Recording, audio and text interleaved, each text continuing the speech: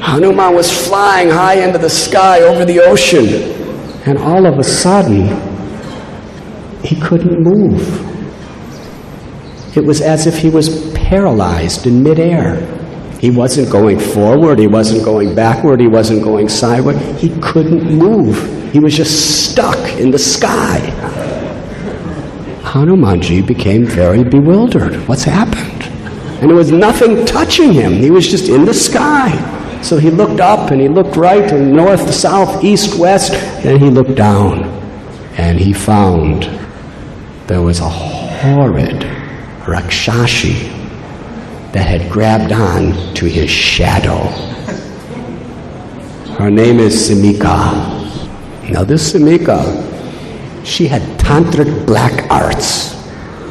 She could actually control a person by taking hold of their shadow. That's how she ate. Bird would fly overhead. She didn't have to get up and find the bird. She would just, right where she was, she'd just take the shadow and pull the bird down and eat it. Very powerful mystic yogini she was.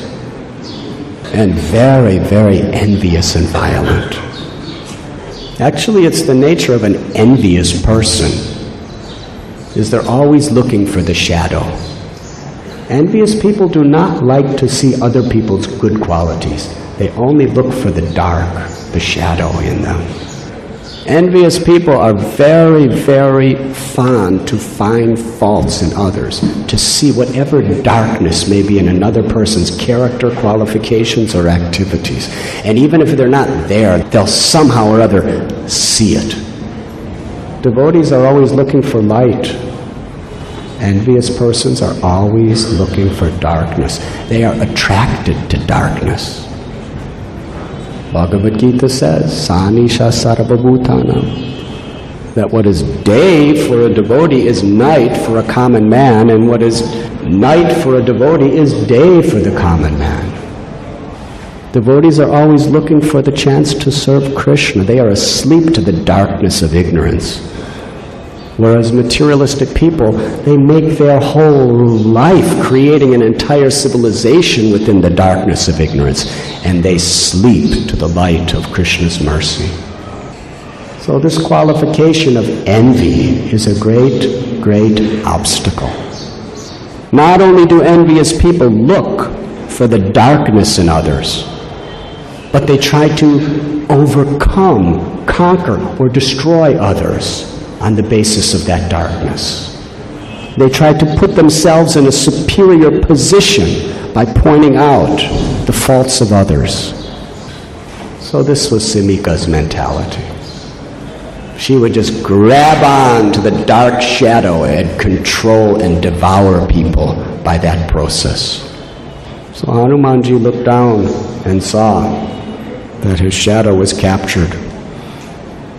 And with folded palms, he requested Simika, let me do my seva, please.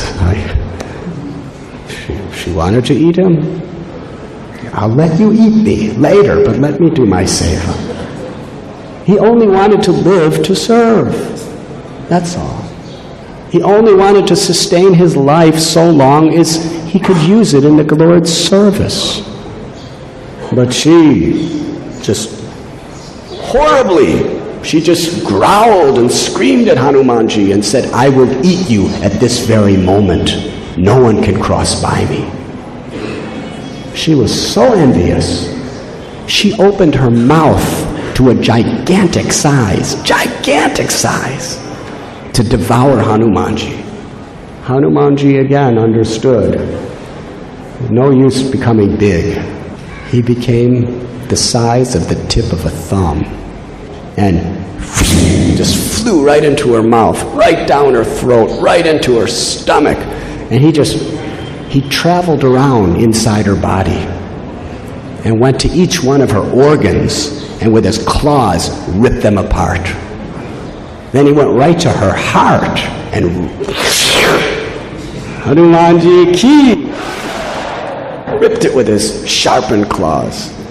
Then he flew out of her mouth and he stood looking right in front of her, and she was like, screamed and fell into the ocean dead. In this way, Hanumanji was not willing to let any obstacle come between him and the fulfillment of his service to his Guru and Lord Sri Ramchandra.